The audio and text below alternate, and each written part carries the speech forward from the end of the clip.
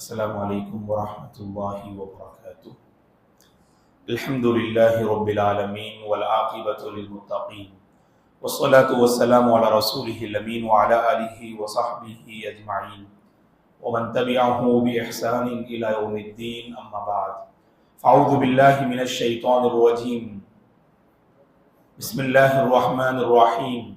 سبحان الذي أسرى بعبده ليلا من المسجد الحرام إلى المسجد الأقصى الذي باركنا حوله لنريه من آياتنا إنه هو السميع البصير۔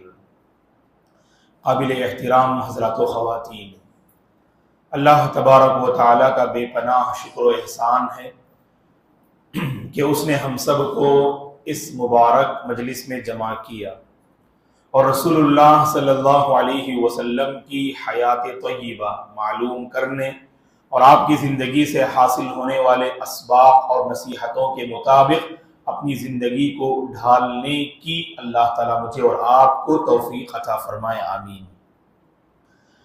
جیسا کہ آپ جانتے ہیں کہ ہماری جو آخری کلاس یا آخری جو محاضرہ تھا، جس میں واقعہ اسراء اور معراج کے سلسلے میں کچھ اہم باتیں ہم نے بتائیں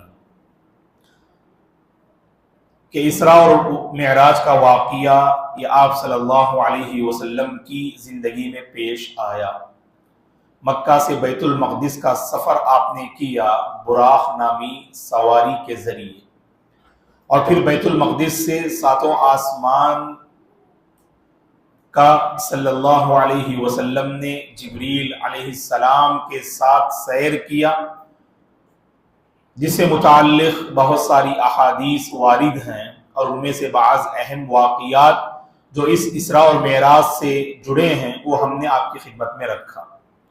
چلیے سلسلے کو آگے بڑھاتے ہیں۔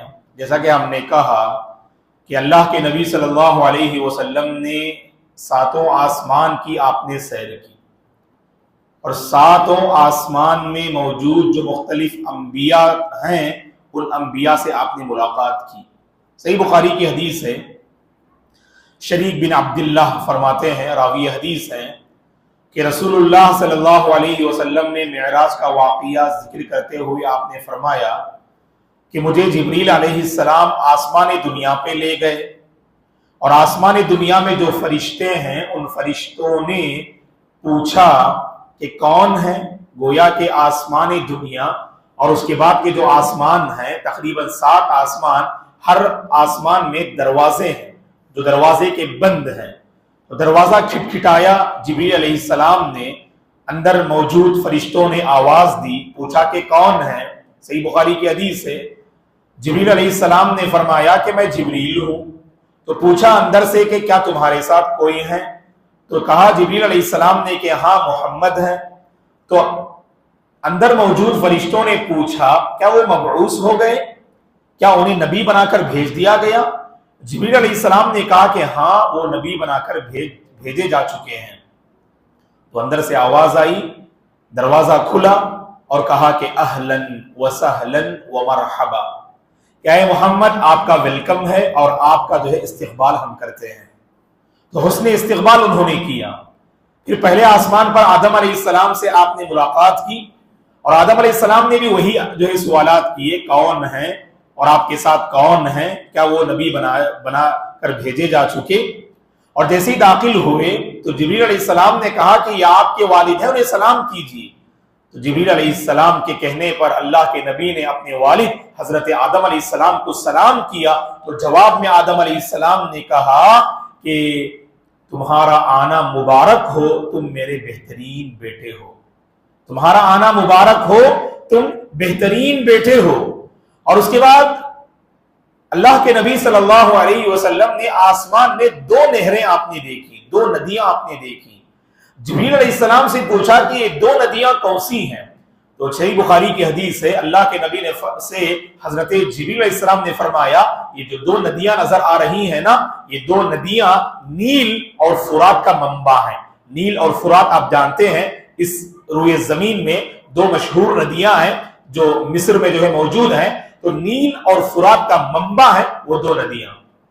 ایک اور ندی پر اللہ کے نبی کی نظر پڑی، اور اللہ کے نبی نے اس ندی کے بارے میں فرمایا اس ندی پر موتیوں کے محل بنے ہوئے تھے، اور اللہ کے نبی صلی اللہ علیہ وسلم نے اپنا دست مبارک، اپنا مبارک ہاتھ اس پانی میں ڈالا اور کہا کہ اس پانی کے اندر سے کستوری کی خوشبو آ رہی تھی۔ صحیح بخاری کی حدیث ہے، اللہ کے نبی نے حضرت جبریل سے پوچھا یہ کون سی ندی ہے؟ تو جبریل علیہ السلام نے اللہ کے نبی سے فرمایا یہ نہر کوثر ہے جو اللہ تعالیٰ نے آپ کے لیے مختص کر کے رکھا ہے، جسے اللہ نے آپ کے لیے تیار کر کے رکھا ہے، اِنَّا أَعْطَيْنَاكَ الْكَوْثَرَ، جس کی اللہ نے وضاحت کیا، اشارہ کیا سورہ کوثر کی اس پہلی آیت میں۔ یہ نہر کوثر یہ اللہ کے نبی کو رب ذوالجلال قیامت کے دن عطا فرمائیں گے۔ تو جنت میں نہر ہے، تو جب اس پہ نظر پڑی جس کی مٹی کستوری کی تھی اور اس پر موتیوں کے محل بنے ہوئے تھے، اور جبریل علیہ السلام نے فرمایا یہ کوثر کی ندی ہے۔ تو بہرحال پہلے آسمان میں آدم علیہ السلام سے، دوسرے آسمان میں عیسیٰ اور یحییٰ علیہ السلام سے، تیسرے آسمان میں یوسف علیہ السلام سے، اور چوتھے آسمان میں حضرت ادریس علیہ السلام سے، پانچویں آسمان میں حضرت ہارون علیہ السلام سے، اور چھٹے آسمان میں حضرت موسیٰ علیہ السلام سے، اور ساتویں آسمان میں اللہ کے نبی نے ابراہیم علیہ السلام سے ملاقات کی۔ اور اس روایت کو امام بخاری رحمۃ اللہ علیہ نے اپنی صحیح میں ذکر کیا ہے۔ اور جب اللہ کے نبی صلی اللہ علیہ وسلم اسراء اور معراج کے سفر سے واپس ہوئے تو صبح کی نماز آپ نے ادا کی۔ نماز فجر کے بعد اللہ کے نبی کچھ پریشان لگ رہے تھے، اور جانتے ہیں پریشانی کیوں؟ اس واقعے کو امام بخاری رحمۃ اللہ علیہ نے اپنی صحیح میں نقل کیا۔ دیکھیے فجر کے بعد کیا معاملہ پیش ہوتا ہے۔ اللہ کے نبی صلی اللہ علیہ وسلم نماز فجر کے بعد کچھ پریشان لگ رہے تھے۔ اصل یہ واقعہ صحابہ کے سامنے اور عام لوگوں کے سامنے بیان کرنا ہے کہ راتوں رات اللہ کے نبی صلی اللہ علیہ وسلم مکہ سے بیت المقدس سے ساتوں آسمان اور اللہ سے ملاقات کی، اور نماز کا تحفہ اللہ نے آپ کو عطا کیا، اور اس کے بعد سبحان اللہ جو مختلف مناظر آپ نے دیکھے جن کا ابھی ہم قریب میں ذکر کریں گے آپ کے سامنے، تو یہ ساری باتیں بتانی ہے۔ تو لہٰذا اللہ کے نبی کچھ پریشان ہوئے کہ کہیں آپ کی قوم آپ کو نہ جھٹلا دے۔ جھٹلانے والی قوم تھی، وحی کا انکار کیا، توحید کا انکار کیا، رسالت کا انکار کیا، بعث بعد الموت کا انکار کیا، اور جو معجزات اللہ نے آپ کو عطا کیے ان معجزات کا انکار کیا۔ تو یہ سب کتاب الہی، قرآن کی آیتیں جو اللہ کے نبی پہ نازل ہو رہی تھی، انہیں آپ پڑھ کے سنا رہے تھے۔ 10 سال 11 سال کا عرصہ گزر گیا آپ نبی بنائے جانے کے بعد، اس کے بعد یہ واقعہ پیش آتا ہے۔ تو کئی مکی آیتیں آپ نے ان کے سامنے تلاوت کی اور ہر ایک کو نے جھٹلایا۔ اللہ کے نبی کو یہاں فکر لاحق ہوئی کہیں یہ عظیم واقعہ بھی نہ جھٹلا دیں۔ ابو جہل کی نظر اللہ کے نبی پہ پڑتی ہے، تو گویا کہ ابو جہل فجر کے اس موقع پر نکل چکا اور اللہ کے نبی بیٹھے ہوئے تھے۔ پوچھا اللہ کے نبی سے کیا آج کوئی تازہ خبر؟ اس کا معمول تھا ابو جہل کا اللہ کے نبی اور مسلمانوں کو پریشان کرنا۔ اللہ کے نبی کچھ مغموم بیٹھے ہوئے تھے تو فوری پوچھا ابو جہل نے، اے محمد کیا آج کوئی تازہ خبر ہے؟ تو اللہ کے نبی نے کہا کہ ہاں، یہاں آپ نے اسراء کا واقعہ سنایا کہ نہیں؟ ابو جہل نے، صحیح بخاری کی حدیث ہے، فوری نہیں جھٹلایا، اس نے کہا کہ محمد آپ سے ایک درخواست ہے۔ اللہ کے نبی نے پوچھا کہ کیا ہے؟ کیا یہ واقعہ آپ تمام لوگوں کے سامنے بیان کریں گے نا؟ اس لیے مورخین نے لکھا ہے، محدثین نے لکھا ہے، ابو جہل نے فوری طور پہ نہیں جھٹلا دیا، اس ڈر سے کہیں جھٹلانے کی وجہ سے اللہ کے نبی اس واقعے کو نہ چھپا دیں، لوگوں کے سامنے بیان نہ کریں۔ اب موقع ملا، اللہ کے نبی صلی اللہ علیہ وسلم دیکھیں کس قدر جھوٹ بول رہے ہیں، تو لوگوں کے سامنے آپ کے جھوٹ کو واضح کرنے کے لیے اس نے آپ سے درخواست کی، کہا کہ آپ کیا یہ واقعہ تمام لوگوں کے سامنے بیان کریں گے؟ میں تمام لوگوں کو جمع کر سکتا ہوں؟ اللہ کے نبی نے کہا کہ جمع کیجیے۔ تو سارے لوگ وہاں پر جمع ہوئے، مسلمان بھی تھے اور وہاں پر مشرکین مکہ بھی تھے۔ جب اللہ کے نبی نے واقعے کو بیان کیا تو وہاں کچھ ایسے لوگ تھے جنہوں نے مسجد اقصی کو دیکھا تھا، فلسطین کو دیکھا تھا، قریش میں سے، اور اللہ کے نبی کے بارے میں سب جانتے ہیں کہ جب سے آپ پیدا ہوئے بس حلیمہ سعدیہ کے یہاں چند سال آپ ٹھہرے، اس کے بعد تجارت کی غرض سے جب بھی آپ گئے قریش کے لوگ آپ کے ساتھ تھے، آپ یمن گئے، سیریا گئے، لیکن کہاں نہیں گئے آپ؟ مسجد اقصی نہیں گئے۔ تو لوگوں نے کہا کیا ہم آپ سے مسجد اقصی کے بارے میں کچھ پوچھ سکتے ہیں کیا؟ جیسے سوال کرتے ہیں، اب کسی نے کہا کہ میں نے جو ہے مسجد ہدا کو دیکھا ہے، اب سوال ہوگا کہ مسجد ہدا جو کیسی ہے، اس کا جو کلر کیا ہے، اس میں کتنے ستون ہیں، کتنی حسیریں بچھی ہوئی ہیں، امام صاحب کون ہے، ایسا سوال جو ہے ہوتا ہے عموماً۔ تب یہ سارے سوال کے جوابات دیں آپ، لوگ یقین کرتے ہیں کہ ہاں آپ نے دیکھا ہے۔ سبحان اللہ، مسجد اقصی کو جنہوں نے دیکھا وہ سوالات کرنا شروع کیے، اور امام بخاری رحمۃ اللہ علیہ نے اس صحیح میں ذکر کیا، اللہ تعالیٰ نے مسجد اقصی کو آپ کے سامنے پیش کر دیا۔ بالکل صحیح حدیث ہے، صحیح بخاری، ہم جھٹلا نہیں سکتے ہیں۔ اور آج کے دور میں تو آپ اچھی طرح جانتے ہیں، کسی نے اگر ویڈیو لیا ہے، ویڈیو پیش کر دیا، ہاں مولانا دیکھ کر بتائیے آپ۔ تو اس طرح اللہ کے نبی کے سامنے اس مسجد اقصی کا ویڈیو پوری طرح سے اللہ نے واضح کر دیا۔ جیسے جیسے پوچھتے اللہ کے نبی جو ہے اس کو دیکھ کر آپ بیان کرتے جاتے۔ تو جیسے ہی جو ہے سوالات سے فارغ ہوئے، قریش نے کہا اللہ کی قسم بھائی محمد نے جتنی باتیں کہی ہیں وہ سب کے سب بالکل صحیح ہیں۔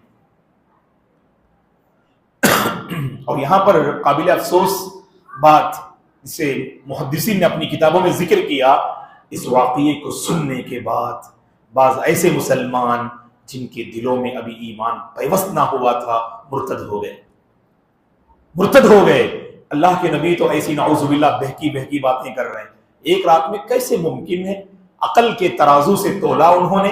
یاد رکھیے گا دوستو، شرعی معاملات کو عقل کے پلڑے میں آپ تولنے کی کوشش نہ کرو، قدم بہک جائیں گے۔ عقل جو ہے یاد رکھیے گا ہمیشہ صحیح فیصلہ نہیں کرتی ہے۔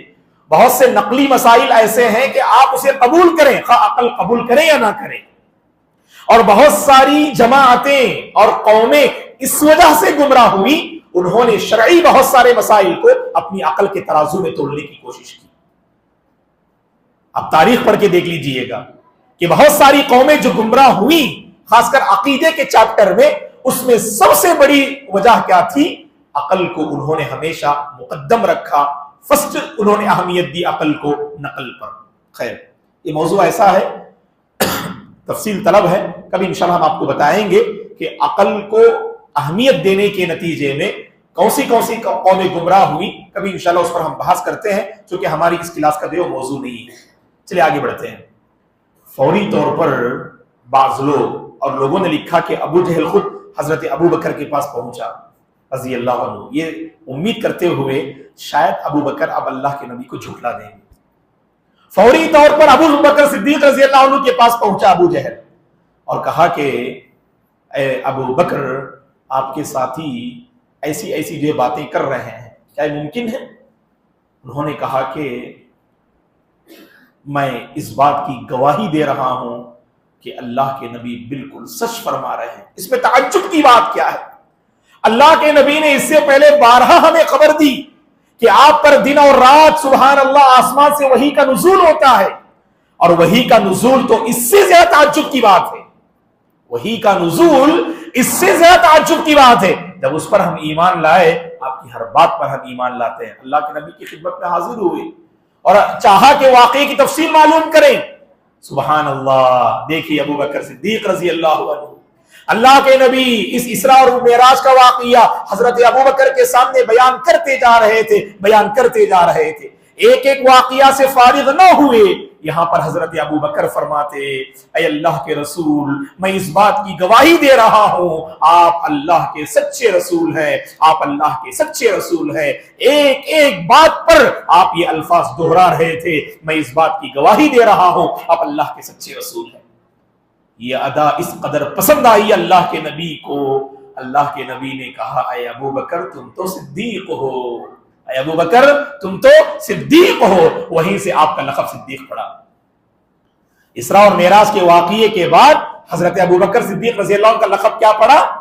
صدیق۔ حضرت ابو بکر صدیق، ہر بات کی آپ نے تصدیق کی، ہر بات کو آپ نے سچ مانا، اور یہاں تک سبحان اللہ کہا اے اللہ کے رسول، میں اس بات کی گواہی دیتا ہوں کہ آپ اللہ کے سچے پیغمبر اور رسول ہیں۔ چلیے آگے بڑھتے ہیں۔ اب یہاں پر جیسا کہ ہم نے کہا کہ اسراء اور معراج کے واقعے میں خاص کر معراج کے واقعے میں اللہ کے نبی صلی اللہ علیہ وسلم نے بہت سے مناظر کو دیکھا جو صحیح احادیث سے ثابت ہیں. اور یہاں پر ایک بات میں ذکر کر دوں کہ کچھ ایسے واقعات بھی ہیں جن پر علماء نے کلام کیا، سند کے اعتبار سے صحیح نہیں ہے، اور اسی لیے اسراء اور معراج کے سلسلے میں جب بھی کوئی واقعہ سنیں آپ ویڈیو میں یا کہیں پر بھی معتبر اگر روایت ہے اسے قبول کیجئے گا، کیونکہ سب سے زیادہ واعظین نے، بیان کرنے والوں نے اگر کسی چیپٹر میں غلطی کی اسراء اور معراج، پتہ نہیں من گھڑت واقعات پیش کرتے ہیں. اور اسی لیے آپ کے سامنے مختصر چند اہم واقعات جو صحیح احادیث سے ثابت ہیں وہ آپ کے سامنے میں پیش کروں گا انشاءاللہ. سنیے گا پہلا واقعہ، تو میرے ساتھ غور سے سنتے جائیے گا. یہ کچھ واقعات ہیں وہ انشاءاللہ حق المقدور 2-3 ذکر کرنے کے بعد اگر ما بقی ہیں تو پھر انشاءاللہ اگلے ہفتے جو ہے ہم اس کو مکمل کریں گے. تو بیٹھ جائیے گا آپ لوگ. کون ہے؟ ادینہ، نابیہ، رشدہ، فرحت، تھوڑا بیٹھ جائیے. بارک اللہ فیکن.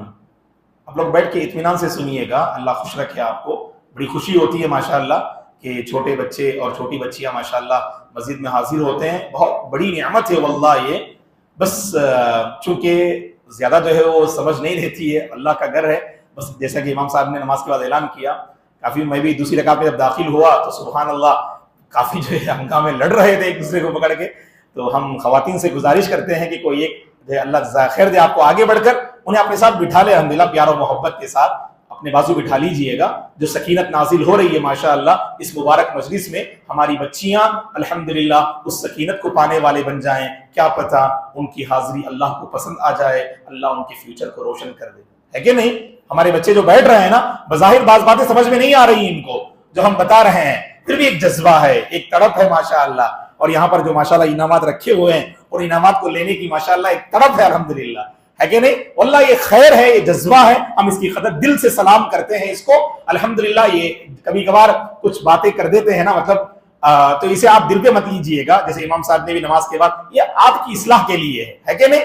آپ اس کے بعد نہیں امام صاحب نے ڈانٹ دیا اور مول صاحب نے بیان میں کہہ دیا اس کے بعد ہم اپنی بچی کو نہیں لائیں گے، نعوذ باللہ. آپ ضرور لائیے گا، ہے کہ نہیں؟ بچے اگر مسجد سے جڑے ہیں نا واللہ یہ بھلائی ہے، اور یہ بھلائی کا مرکز ہے. یہاں پر جو ہے نصیحت بھی ہوتی ہے الحمدللہ. اسی لیے اسے آپ دل پہ مت لیجئے گا، یہ میرے اور آپ کے فائدے کے لیے. بس ایک بات ذہن میں رکھیے گا، ایسی مجلسوں میں شریک ہونے کا یہ بہت بڑا فائدہ ہے. اللہ کو یہ ادا پسند آ جائے اور اللہ ہمارے حق میں اور خیر کے فیصلے فرما دے، ہے کہ نہیں؟ بس اس ایک نیت سے یہاں پر حاضر ہو جائیے گا. بارک اللہ فیکم. تو پہلا واقعہ سنیے گا، مسند احمد اور ابو داؤد کی صحیح حدیث ہے. انس بن مالک رضی اللہ عنہ فرماتے ہیں اللہ کے نبی نے فرمایا صلی اللہ علیہ وسلم نے کہ معراج کے واقعات کو ذکر کرتے ہوئے آپ نے فرمایا کہ سفر معراج میں میرا گزر ایک ایسی قوم پر سے ہوا جن کے ناخن پیتل کے تھے. سفر معراج میں میرا گزر ایک ایسی قوم پر سے ہوا جن کے ناخن پیتل کے تھے، اور اس پیتل والے ناخن سے اپنے چہروں کو اور اپنے سینوں کو وہ لوگ کھرچ رہے تھے. اپنے چہروں کو اور اپنے سینوں کو وہ لوگ چھیل رہے تھے، کھرچ رہے تھے. میں نے جبریل علیہ السلام سے پوچھا من ہؤلاء یا جبریل، اے جبریل یہ کون لوگ ہیں جن کے ناخن پیتل کے ہیں، اپنے چہروں اور سینوں کو کھرچ رہے ہیں؟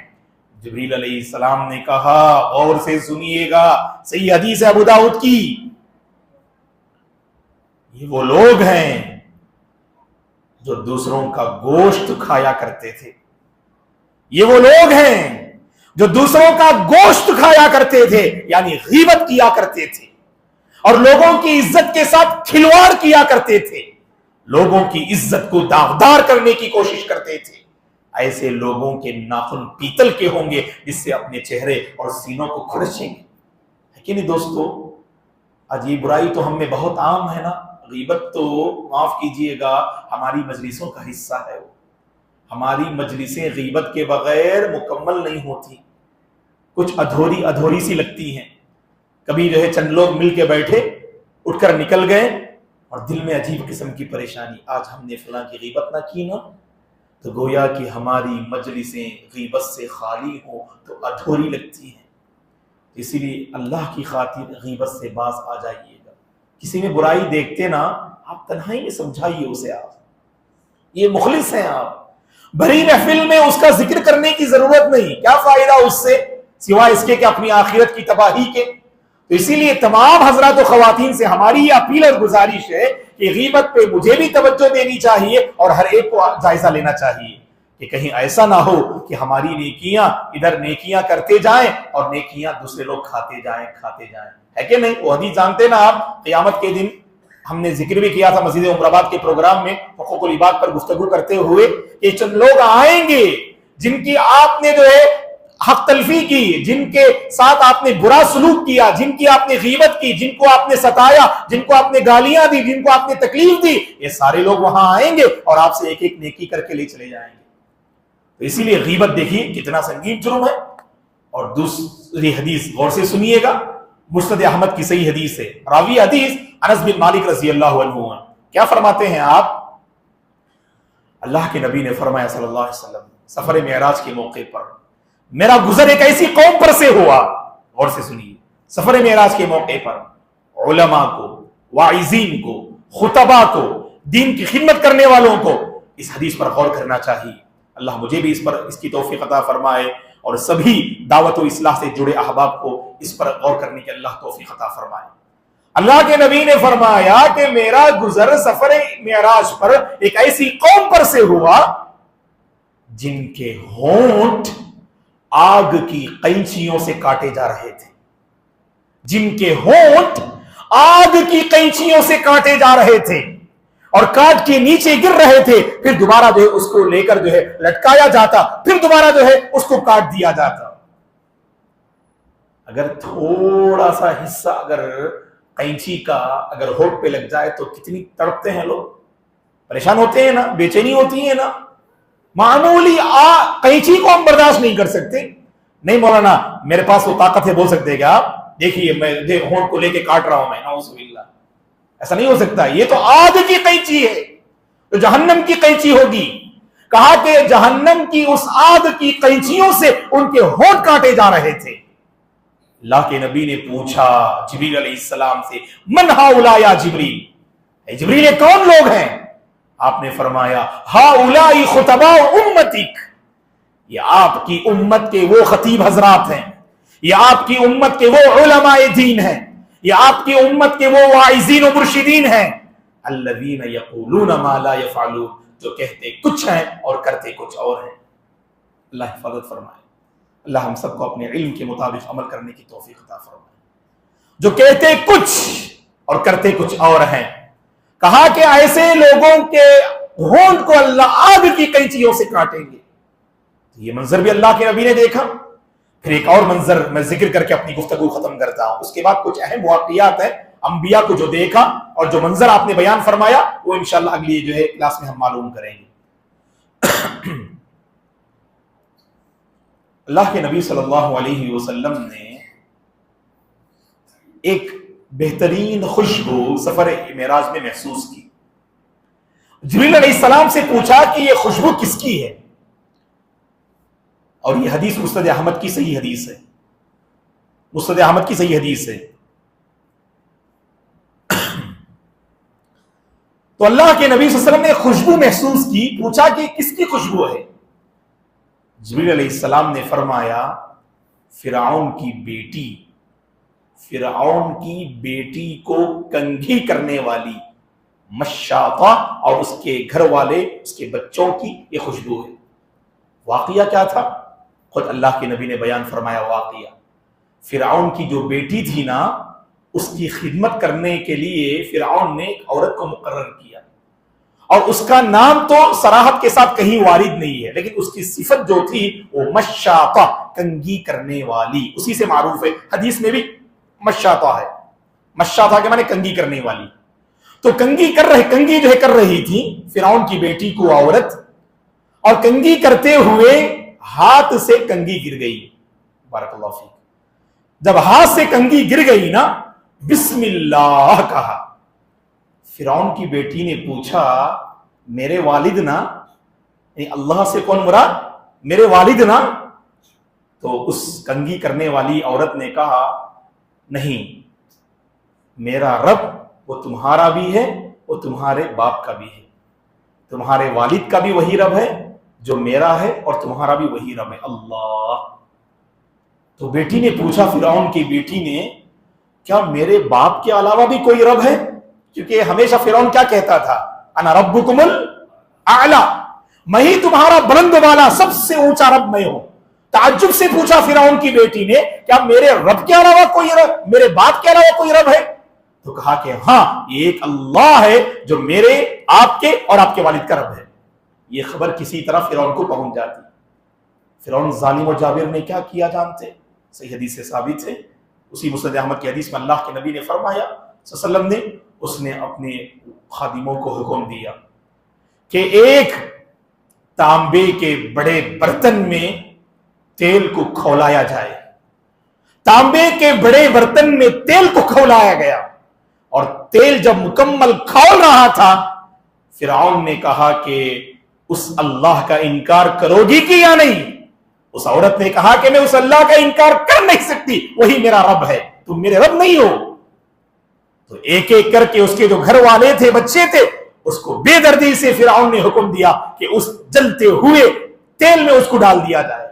تو اس کے گھر والوں کو ڈالا جا رہا تھا، اور جب باری آئی اس کے چھوٹے سے بچے کی، اس کا چھوٹا سا بچہ جس کو اس عورت نے اپنے گود میں لیا، اور جب باری آئی اس عورت کی اور بچے کی، تو بچے کی وجہ سے وہ عورت پسو پیش ہو رہی تھی، آگے سے پیچھے ہٹ رہی تھی کہ ایک چھوٹا سا بچہ ہے، اس پر رحم کھاتے ہوئے اللہ کے نبی نے فرمایا، اس بچے نے اپنی ماں کو تسلی دی اور کہا، امی جان گھبرانے کی ضرورت نہیں، تم حق پر ہو، کود پڑو۔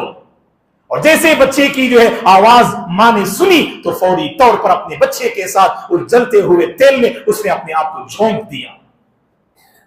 تو گویا کہ اس راہ استقامت میں، اس راہ دعوت میں، اس راہ توحید میں یہ مشا تھا، اور اس کے پورے گھر والوں نے اپنی جان کا نذرانہ پیش کر دیا، اور اس بے درد فرعون کو ذرہ برابر بھی نہ اس بچے پر اور نہ اس عورت پہ ذرہ برابر رحم آیا، بلکہ پورے گھرانوں کو اس نے تباہ و برباد کر دیا۔ اور اللہ کو یہ ادا اتنی پسند آئی کہ جنت میں اللہ تعالیٰ نے جو ہے ان کا مقام عطا کیا، اور جنت میں اللہ کے نبی نے اسی عورت کی خوشبو اور اس کے گھر والوں کی خوشبو کو اللہ کے نبی نے محسوس کیا، اور پوچھا کہ کس کی خوشبو ہے؟ تو حضرت جبریل نے اللہ کے نبی سے فرمایا، یہ فرعون کی بیٹی کو تنگی کرنے والی اور اس کے گھر والوں کی یہ خوشبو ہے جسے تم محسوس کر رہے ہو۔ بہرحال یہ کچھ باتیں تھیں دوستوں، انشاءاللہ آنے والے درس میں مزید واقعہ اسراء و معراج کے سلسلے میں صحیح واقعات ہیں وہ ہم معلوم کرتے ہیں۔ اللہ سے دعا ہے اللہ تبارک و تعالی راہ استقامت پر مرتے دم تک باقی رہنے کے اللہ ہم سب کو توفیق عطا فرمائے، اور غیبت سے بچنے کے اللہ ہم سب کو توفیق عطا فرمائے۔ جو کہتے ہیں ہم اوروں کو اس کے مطابق زندگی کو ڈھالنے کی اللہ ہم سب کو توفیق عطا فرمائے۔ جو کچھ ہم حاصل کر رہے ہیں اللہ تعالیٰ اس کے مطابق خود عمل کرنے، اور اپنے گھر والوں کو بھی اس کے مطابق دعوت دینے، اور معاشرے میں اس علم کی خوشبو سے پورے لوگوں کو معطر کرنے کی اللہ ہم سب کو توفیق عطا فرمائے۔ اے پروردگار، یہاں جن حضرات و خواتین نے حاضری دی ہے، اے اللہ ہم سب کی زندگی میں تو برکتیں نازل فرما، ہم سب کو تو صحت و عافیت کے ساتھ رکھ، ہر قسم کی الجھن اور پریشانی سے اے اللہ تو ہم سب کی حفاظت فرما، زندگی میں، مال اور اولاد میں اے اللہ برکتیں نازل فرما، خیر کے ساتھ جوڑ کر رکھ، اور اسی خیر پر اے اللہ تو ہم سب کو ختم نصیب فرما، آمین، جزاکم اللہ خیر۔ اس سے پہلے کی کلاس میں جو سوال ہم نے کیا ماشاءاللہ ایک بڑی تعداد نے صحیح جواب دیے، اب ان کے مابین انشاءاللہ انعامات تقسیم کریں گے۔ اس سے پہلے آج کا ایک سوال ہے، سوچا کہ ہم نے درس سے متعلق کچھ سوال کریں، لیکن ایک مدت گزر گئی تو شاید درس سے متعلق سوال یاد رکھنا تھوڑا مشکل ہوگا، اسی لیے ہم ایک عام سوال کر رہے ہیں۔